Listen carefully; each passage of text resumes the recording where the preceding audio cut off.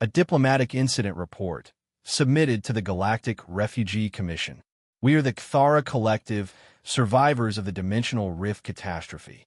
Our civilization was displaced from our native dimension when a gravitational anomaly collapsed our spatial coordinates. We emerged into this dimension with 847 million individuals, no resources, and no home. We were desperate. We had heard of a species called humans inhabiting a small blue planet in the Sol system. The reports described them as aggressive, unpredictable, and volatile. However, they were also known to be remarkably generous when moved by compassion. We sent a formal petition to the human leadership requesting temporary shelter for our people while we searched for permanent sanctuary. We expected a polite rejection or a bureaucratic delay. What we received instead was utterly baffling. Within 72 hours, the first human vessel arrived. It was a military commander, General Sarah Chun of the United Earth Defense Command. She was accompanied by engineers, architects, and what appeared to be military personnel. We prepared our formal delegation for negotiation. General Chen's first words confused us. How many people do you need to house? And what are your climate requirements? We provided the specifications. Our species requires a specific atmospheric composition, moderate temperatures, and significant water resources. The general nodded thoughtfully and said, "We can make that work." Then she made an announcement that would alter the trajectory of the next 3 months of our lives. Earth is sending a full-scale construction operation. What followed was not a diplomatic mission.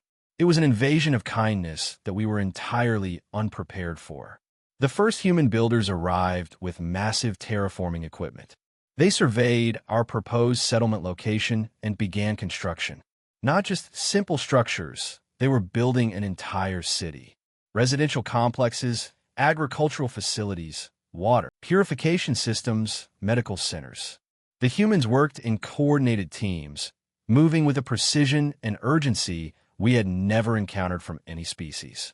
"Why are you building all of this?" we asked General Chun. "We only requested temporary shelter." "You're refugees," she replied simply. "Refugees need more than temporary shelter. They need stability, infrastructure, and hope." But the truly shocking element came when the human bombers arrived. We panicked. We believed they had come to destroy the settlement. We were preparing evacuation protocols when General Chen explained, "Those bombers aren't for you. They're for your pursuers." Our pursuers. Yes. In our panic to escape the dimensional rift, we had failed to mention that the entity that caused our displacement was pursuing us. A dimensional predator. A creature that fed on civilizational energy. It had been tracking our trajectory through this dimension and was approximately 2 weeks behind us. "You knew about this?" we asked, horrified. "Your distress signal mentioned a dimensional threat," the general said. We looked into it, found evidence of its trajectory. Humans don't usually let extinction-level threats show up uninvited to our territory. Those bombers are going to create a perimeter defense. Nothing gets through without us knowing about it. Over the following weeks, we witnessed an incomprehensible transformation. The humans didn't just build shelter. They built community. They established hospitals for our medical needs, schools for our children, marketplaces for economic exchange. Military personnel trained alongside our defenders. Scientists collaborated with our researchers to understand the dimensional predator. When the creature finally arrived, a massive, reality-warping entity of incomprehensible power, the human bombers were waiting. The battle lasted 6 hours. The humans took significant casualties, but they held the line.